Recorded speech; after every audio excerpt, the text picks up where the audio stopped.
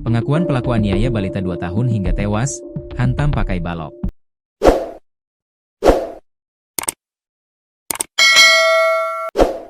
Penyidik Polres Luwu, Sulawesi Selatan, terus mendalami motif di balik tewasnya MA, balita berusia 2 tahun 9 bulan yang diduga menjadi korban penganiayaan.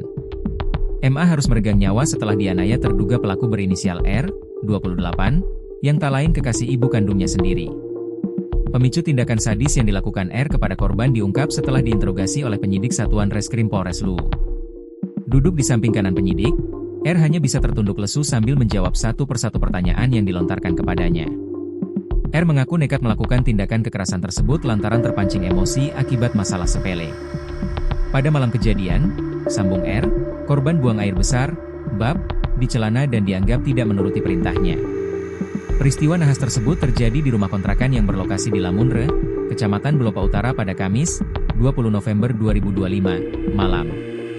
Kepada penyidik, R menuturkan kronologi bermula saat ia sedang beristirahat dan mencium bau aroma kurang sedap dari arah korban.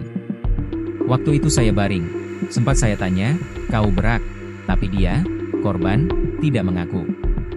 Ternyata benar bab, ujarnya dengan nada pelan saat ditemui tribun-timur.com, di ruangan penyidik unit pelayanan perempuan dan anak, Senin, 24 November 2025, sekitar pukul 17.07 WITA sore.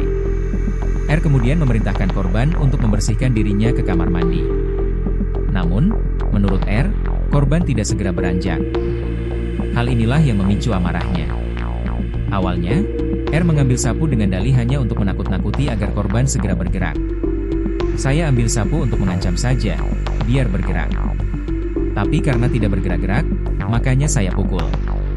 Paha kirinya saya pukul 2 kali.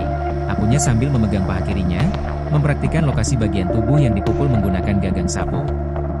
Eskalasi kekerasan menggunakan balok kayu. Kekerasan tidak berhenti di situ. Saat korban mulai berjalan menuju kamar mandi namun sempat berhenti di area dapur, emosi R kembali memuncak. Ia meletakkan sapu dan beralih mengambil sebuah balok kayu. R kemudian menghentakkan balok kayu tersebut ke lantai hingga mengeluarkan bunyi. Itu dilakukan sebagai pesan peringatan, agar korban segera masuk ke kamar mandi. "Saya ambil balok karena korban singgah lagi di dapur. Balok itu sempat saya bunyikan di lantai. Baru saya pukulkan 1 kali karena sudah emosi," jelas R. Hantaman benda tumpul tersebut membuat korban menangis dan terjatuh. Menurut R, korban sempat kembali berdiri sebelum akhirnya masuk ke kamar mandi. Usai dari kamar mandi, korban kemudian berjalan menuju depan kamar hingga akhirnya pingsan. Pengaruh alkohol dan emosi meledak-ledak. Kepala Satuan Reskrim Polres Luwu, Ibtu Ibnu Robbani, membenarkan adanya pengakuan R tersebut. Pihaknya menduga bahwa tersangka memiliki kontrol emosi yang tidak stabil. Kata Ibnu Robbani, hingga saat ini, penyidik Satreskrim Polres Luwu telah memeriksa 3 orang saksi kunci untuk melengkapi berkas perkara.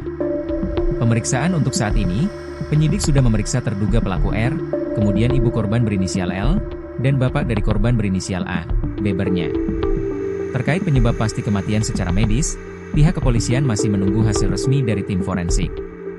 Sebelumnya, 7 personel tim Bidokes Polda Sulawesi Selatan telah melakukan autopsi terhadap jenazah korban selama hampir 2 jam. Proses autopsi yang dilakukan tim Bidokes Polda Sulsel hasilnya akan keluar kurang lebih 1 bulan, pungkas Ibnu. Saat ini, R telah ditahan di Mapolres Luwu untuk kebutuhan penyelidikan.